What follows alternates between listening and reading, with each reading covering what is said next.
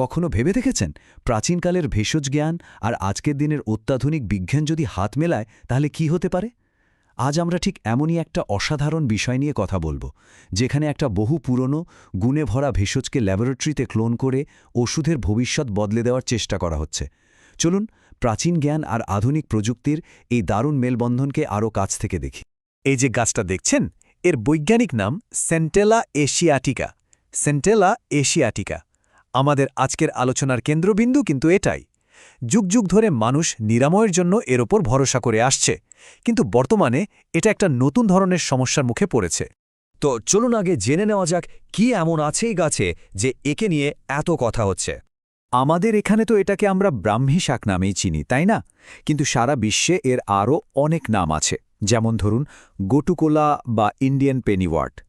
ভারত থেকে চীন পর্যন্ত বহু প্রাচীন সভ্যতা হাজার হাজার বছর ধরে এর ঔষধি গুণের কদর করে আসছে। এর গুণের কথা বলতে গেলে তো তালিকাটা শেষই হতে চাইবে না।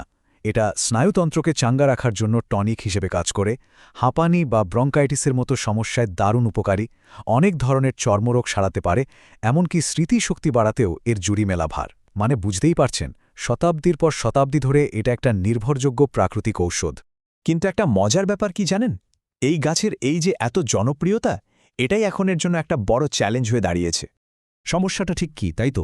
আসলে সারা দুনিয়ার এর চাহিদা এতটাই বেড়ে গেছে যে সাধারণ চাষের পদ্ধতিতে আর কুলিয়ে ওঠা যাচ্ছে না। গাছটা স্বাভাবিকভাবে যতটা বাড়ে, বাজারের চাহিদা তার চেয়ে অনেক অনেক বেশি।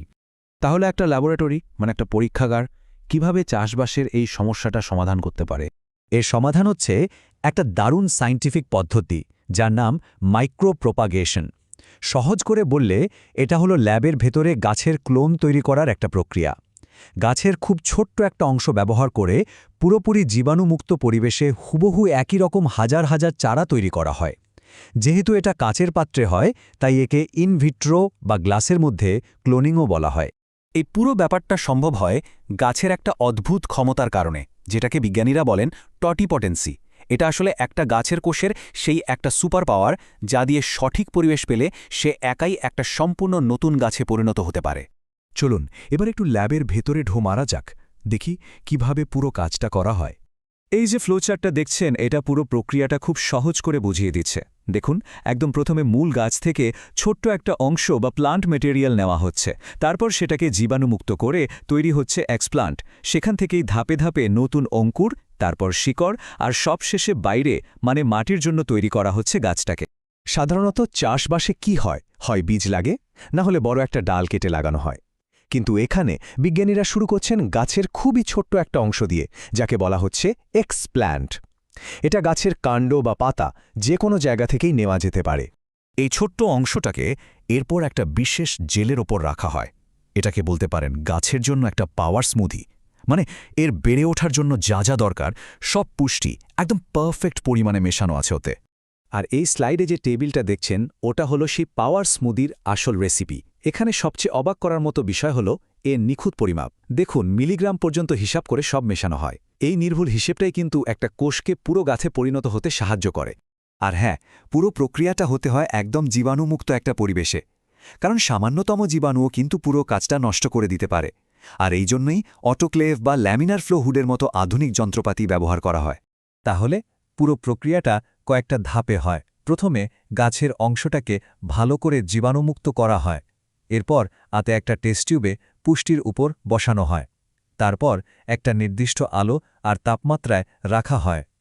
যখন অঙ্কুর বের হয়, সেগুলোকে কেটে কেটে আরও অনেক চারা বানানো হয়। আর শেষে শিকড় গজালে সেগুলোকে ধীরে ধীরে ল্যাবের বাইরের পরিবেশের জন্য তৈরি করা হয়। আর এই ছবিটা দেখুন, কি দারুণভাবে পুরো যাত্রার শুরুটা দেখাচ্ছে। গ্লাভস পরা একটা হাত, একটা টেস্ট টিউব, আর তার ভেতরে ছোট্ট একটা এক্সপ্ল্যান্ট তার নতুন জীবন শুরু করতে চলেছে। কয়েক সপ্তাহ সঠিক পরিবেশে রাখার পর ওই একরত্তি এক্সপ্ল্যান্টটা থেকেই দেখুন কেমন একটা আস্ত চারা গাছ তৈরি হয়ে গেছে। আর মজার ব্যাপার হলো, এই একটা চারা থেকে আবার আরও অনেক অনেক চারা বানানো যাবে। তো এত সব জটিল ল্যাবরেটরির কাজকর্ম, এর আসল মানেটা কি? কেন এটা এত গুরুত্বপূর্ণ?